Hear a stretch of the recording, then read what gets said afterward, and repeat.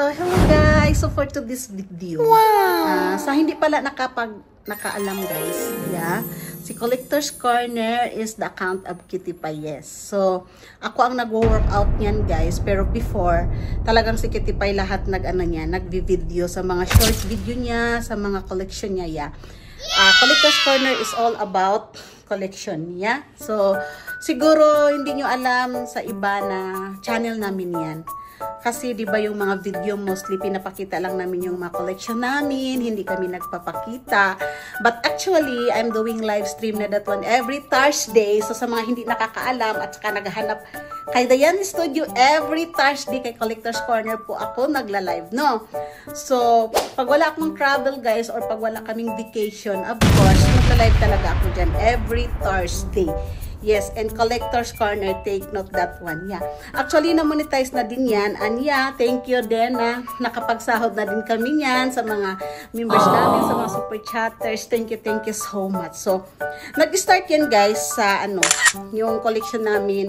Marami kasi siyang mga collection. Like for example, old cellphone, lighters, camera, everything. Mga cars, old cars actually. So, naisipan ko na what if gagawa na lang kami ng channel, at least kahit pa paano, may kita din, di ba?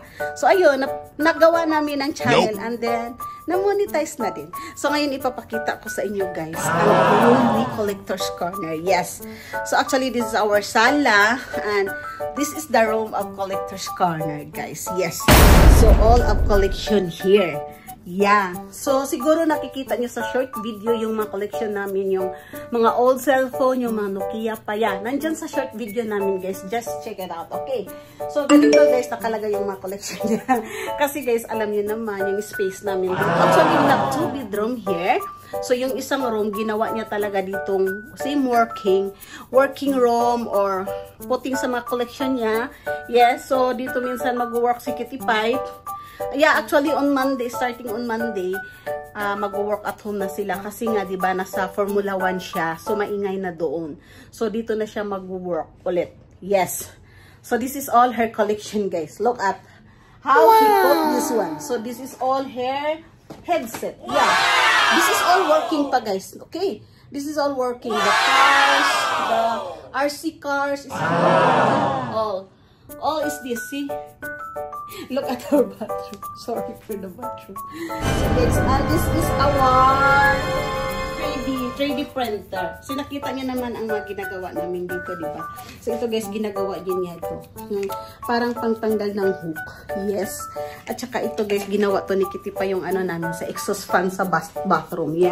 That is all designed for Kitty Pay guys. Yes. It's looking good. Yes, pag wala yan siyang trabaho, gagawa yan siya ng sa mga gamit sa bahay. Yes, like nito. Yung mga chibi. Yes. At saka ito yung maliit namin guys. Ito gawa din ni Kitty Pay. See? At saka ito guys, 3D din namin ito. Collection din niya to ng 3D machine. Yes, pati itong isa.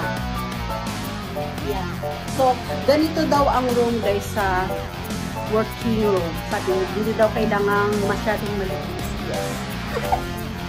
Yan ang sabi ni Kitty Pay. And this is all here. What's this guys? The beep. All the beep here. Actually, we can put not the beep in the YouTube guys. Gawa ng it's unlimited ads na. I don't know what happened. Last 3 years ago, I got trending for the beep. It's more than 3 million views na now. It's okay pa, but now we will restrict the view for the YouTube. I don't know what's really happening. So guys, this is all the collection of for the lighter. Yes, this is all full of lighter guys. Different of lighters. So I know na nakikita niyo na din to, kawa nang na-upload na din namin. And yun lang guys. Pinakita ko lang sa inyo yung room ng collection. So guys, this is all also the collection of Kitty Pay inside. So lahat to guys na-upload na namin sa video, sa live, yes, in short video or in the long video, napakita ko na sa inyo lahat. So that's it. Ganun lang talaga siya guys. Ganun talaga siya ka-grabe sa collection niya. Layong-layo niya sa akin. Kasi mo ma-collection ko sa mga bag, like that. Hindi ako masyadong, sa collection. Kasi hindi ako nakungulik pag hindi ko na gagamit. That is my motto. Yes, and besides, I don't have enough budget for collect some things, no? Not si Cutie Pie, mayroon naman siyang medyo extra na pera, hindi katulad sa akin, wala pera. So guys, yun, ipakita ko sa inyo yung iba ha. Wait. Just wait for a minute. Look at. So hindi to alam ni Collector's Corner guys na binibidyo ko to ngayon. So diba? Ito yung namin guys, CNC machine. Yeah, this is made of all metals and wood. Yeah, if you're doing like this. So everything this one guys is working okay. So everything we will use this one once you are not busy in the work. Yeah. So even in the bathroom guys, she putting some stuff here for her collection. See, because it's not enough here in her small room. Look at all of this. See guys, sabi ko pag ibinta ko ito, marami na itong makulit na. Marami na itong thing. See guys, this is also here. What's that? Power bank. Made by Cutie Pie. Siya lang gumawa nito guys. Itong power bank niya. Dalawa to. O diba? No, tatlo pala ito. Marami na tatlo. Tatlo or apat. I forgot where's he putting the rest. He's like that guys. Every time he will collect and he will make things that he like.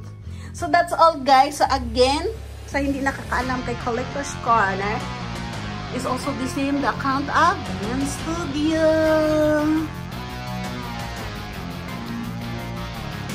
And that's all for today guys.